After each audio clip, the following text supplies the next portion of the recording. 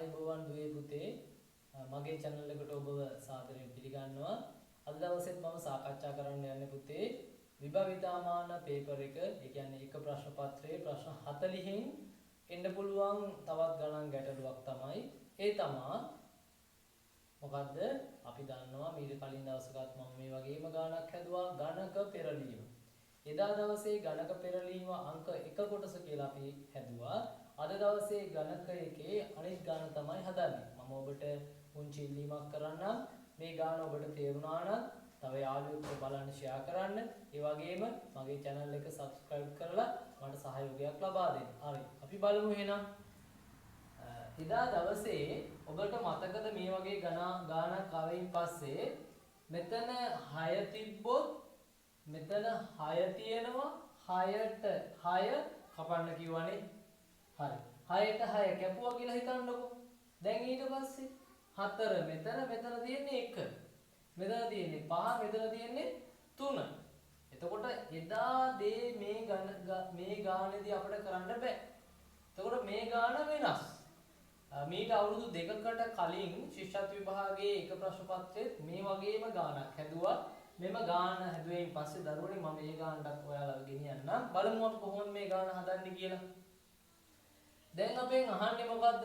5ට විරුද්ධ ඉලක්කම. 5ට විරුද්ධ ඉලක්කම. මේ ගණකය ඔයාලා දන්නවා දරුවනේ මුහුණත් 6ක් තියෙනවනේ.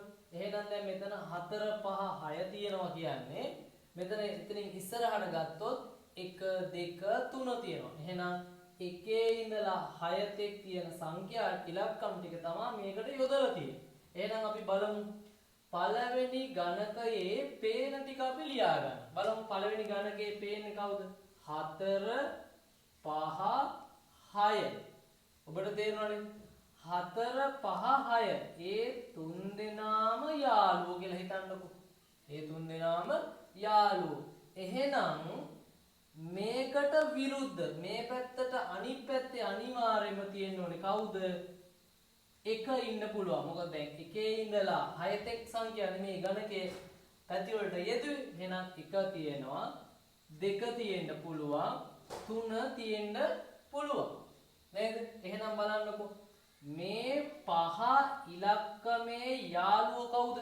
5 ඉලක්කමේ යාළුවෝ තමා 4යි 6යි. නේද? එහෙනම් දැන් අපෙන් අහනවා 5ට විරුද්ධ ඉලක්කමනේ. එහෙනම් දැන් මෙතන බලන්නකෝ 5 යාළුවෙක් තමයි 4යි 6යි. එහෙනම් අපිට උත්තරත් එක්ක ගත්තාම බලන්න 5ට විරුද්ධ ඉලක්කමට කවුද? 6 වෙන්න බෑ. ඇයි ඒ? 5 යාළුවෙක්නේ 6. එහෙනම් මෙතන උත්තරේට 6 එන්න බෑ. ඔන්න පළවෙනියෙන්ම තේරුණ දේ තේරෙනවද? 5 යාළුවෙක්නේ 6. එහෙනම් 5ට විරුද්ධව 6 තියෙන්න බෑ. අපි බලමු එහෙනම් ඊළඟ එකේ. ඊළඟ එකේ පේනවා දරුවනේ 1 3 6 පේනවා. එහෙනම් නොපෙනෙන්නේ කවුද? 2 පේන්නේ නැහැ. 4 පේන්නේ නැහැ. 5 පේන්නේ නැහැ. නේද? 5 පේන්නේ නැහනේ. බලන්න එහෙනම් 5ට විරුද්ධ ඉලක්කමනේ. එහෙනම් බලමු 5 යාළුවෝ කවුද? 5 යාළුවෙක් තමයි 4යි 2යි. 5 යාළුවෝ කවුද? 4යි 2යි.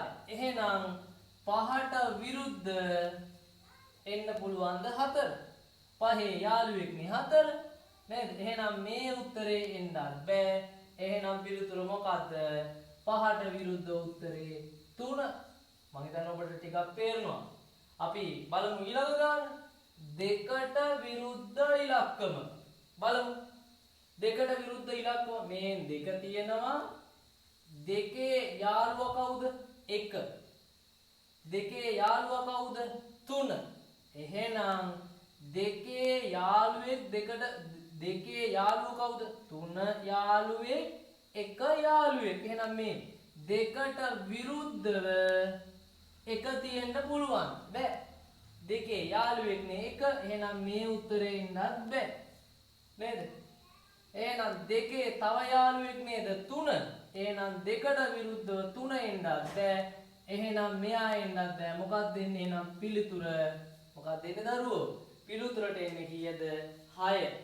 අපි බලමු මේ ගාන ඔබට තේරෙන්නට ඇති කියලා මම විශ්වාස කරනවා. අපි බලමු පුතේ ශිෂ්‍යත්ව විභාගයට දැන් මීට අවුරුදු 2කට කලින් ආව ගානක් තියෙනවා. බලමු මේ විදිහෙම ගානක්. බලන්නකෝ. අපි බලමු මේ ගාන. ඔබට මේ වගේ ඔබ දැන් මේ වෙනකොට මගේ දරුවෝ ටික අඳින්නකෝ ගණක තුනක් මේ වගේ. ගණක තුනක් ඇඳලා අපි බලමු මීට අවුරුදු 2කට කලින් ආපු ගාන. මෙන්න බලන්න එක පත්‍රයේ 23 වෙනි ගානට ආවේ. මෙන්න බලන්න පළවෙනි එකේ තියෙනවා A B C තියෙනවා. ඊළඟ එකේ තියෙනවා C D E ඊළඟ එකේ තියෙනවා E F B E අකුර F අකුර B අකුර. මම මේ වෙලාවේ මේ ගාන හදනකොට මතක් කරන්න ඕනේ මගෙන් ඊයේ දවසේ එක දරුවෙක් ඉල්ලීමක් කරලා තිබ්බා මේ ගාන හදන්නේ කොහොමද කියලා. ඒ නිසා මම මේ ගාන තෝරගන්නත් එක හේතුවක් උනේ ඒක. බලමු එහෙනම්. මෙන්න අපෙන් අහනවා D අකුරට විරුද්ධ අකුර. අපේ මොකක්ද අහන ප්‍රශ්නේ පුතේ? D අකුරට විරුද්ධ අකුර. මෙන්න බලන්න උත්තර තියෙනවා A B ඊළඟට තියෙනවා උත්තරේට F. මෙන්න දැන් අවුරුදු 2කට කලින් ආපු ගාන. ඒ නිසා අපි මේ වගේ ගණන් වලට ලෑස්ති වෙලා ඉන්නවා. බලමු අපි. ඔයාලට මතකද මම කියපු දේවල්? බලමු D අකුරට විරුද්ධනේ. එහෙනම් බලමු. පළවෙනි එකේ පේනවා A පේනවා B පේනවා C පේනවා. එහෙනම් පේන්නේ නැත්තේ කවුද? D පේන්නේ E පේන්නේ F පේන්නේ නැහැ. එහෙනම් බලන්න D ගේ යාළුවෝ කවුද? D ගේ යාළුවෝ තමා E අකුරයි F අකුරයි. නේ? එහෙනම් D අකුරට විරුද්ධව කවුද? මේ උත්තර තුනෙන් F අකුර එන්න බෑ. ඇයි? D ගේ යාළුවෙක්නේ F. එහෙනම් F එන්න බෑ. F ඉවත් වෙනවා. පැහැදිලිද? ඔව්. ඊළඟ එකට බලමු. දෙවෙනි එකේ පේන්නේ කවුද? C D E පේනවා. එහෙනම් පේන්නේ නැත්තේ කවුද? A පේන්නේ, B පේන්නේ, F පේන්නේ නැහැ. එතකොට බලන්න D ගේ යාළුවෝ කවුද? D ගේ යාළුවෝ ඉන්නවා E අකුරයි C අකුරයි. හැබැයි ඒක අනුව මෙතන හොයන්න අපිට අමාරුයි. D ගේ යාළුවෝ E අකුරයි C අකුරයි. හැබැයි මෙතන නෑනේ මේ දෙකෙන් එකක්වත්. අපි යනවා ඊළඟ පියවර. ඊළඟ එකේ ඉන්නවා කවුද? E අකුර, B අකුර, F අකුර තියෙනවා. තේරුණාද? ඒක එහෙනම් නොපෙනෙන ඒවා ටික කවුද? A පේන්නේ නැහැ. මෙතන B තියෙනවානේ. C පේන්නේ නැහැ. D පේන්නේ නැහැ. එහෙනම් අපි බලමු. අපෙන් අහන්නේ මොකද්ද? D අකුරට විරුද්ධ. එහෙනම් බලන්න. අපි දැන් F අකුර නැහැ කියලා හොයාගත්තා. D ගේ යාළුවෝ කවුද? D ගේ යාළුවෙක් තමයි C. D ගේ තව යාළුවෙක් තමයි A.